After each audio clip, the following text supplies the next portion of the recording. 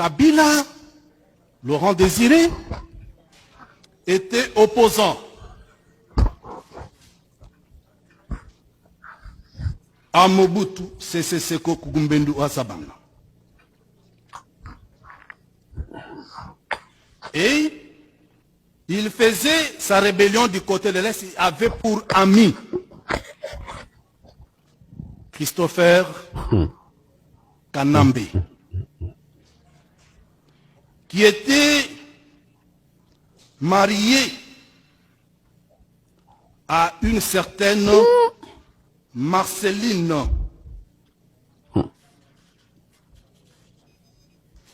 Et il est arrivé que ce couple, Christopher et Marceline, ont eu 3 enfants, dont le jumeau, 2 jumeaux. Et M. Christopher Kanambe trouva la mort.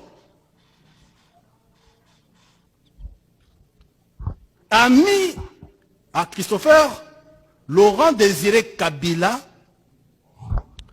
va se marier coutumièrement à Marceline et va sociologiquement adopter, je dis bien pas juridiquement, sociologiquement adopter les enfants de Marceline. Et entre-temps, Abiyarimana, à qui Christopher faisait opposition, trouve la mort. Mobutu récupère la femme d'Abiyarimana. Comme pour dire en politique, il se passe des choses. C'est par cette façon que Kabila va être intégré. Pas dans la famille biologique, mais dans une famille par alliance, parce que sa mère, Marceline, est devenue la femme de Laurent Désiré Kabila. Et cet état de choses est corroboré par le constat suivant.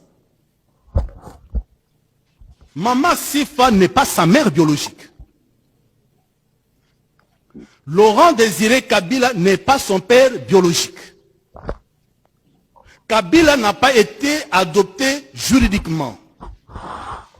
Toutes les demandes d'Étienne Kabila, d'Ibrahim Kabila, biologique, la génétique de Laurent Désiré Kabila, ces membres de famille réclament du prévenu: si vous êtes notre frère, comparons le sang par le test ADN. Demande irrécevable. Vous en avez encore pour preuve que Aimé Kabila, qui était dans la même logique, a été assassiné. Floribert Chebeya, qui était sur les traces pour la défense d'Aimé Kabila, nous connaissons tous le sort qui a été réservé à Floribert Chebeya.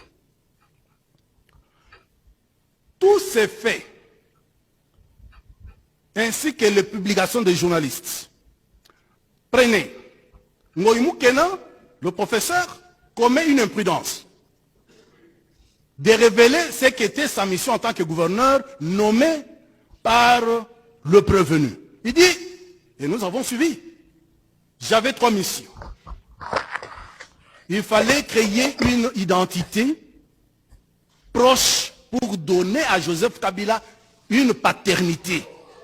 C'est ainsi qu'en 2001, s'il avait prêté serment comme moi, Joseph Kabila, en 2006, à la suite du travail fait par Ngoïmou Kena, qui lui avait ajouté le nom de Kabange, il va prêter serment comme moi, Joseph Kabila Kabange.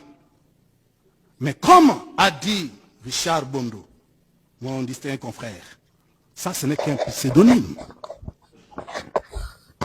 Je me demande comment certaines personnes ont honte de leur identité, de leurs origines. Moi, je ne peux jamais avoir honte de mes parents, de mes origines. Et j'enseigne ça à mes enfants. Alors, à part la contestation des enfants biologiques de Laurent Désiré Kabila, Sifa est là, et personne n'a jamais dit que c'était sa mère. Revenons sur les révélations de Ngoï Moukena. Ngoï Moukena dit que c'est une mission réalisée. Mais regardez un peu, quand Maître Bondo développe la théorie des pseudonymes, il a raison. Parce que dans tous les trois éléments qui composent l'identification du prévenu, vous n'avez pas un nom propre. Vous avez le prénom chrétien. Vous avez un nom qu'il a pris de Laurent Désiré Kabila. Et vous avez un nom de circonstance de naissance.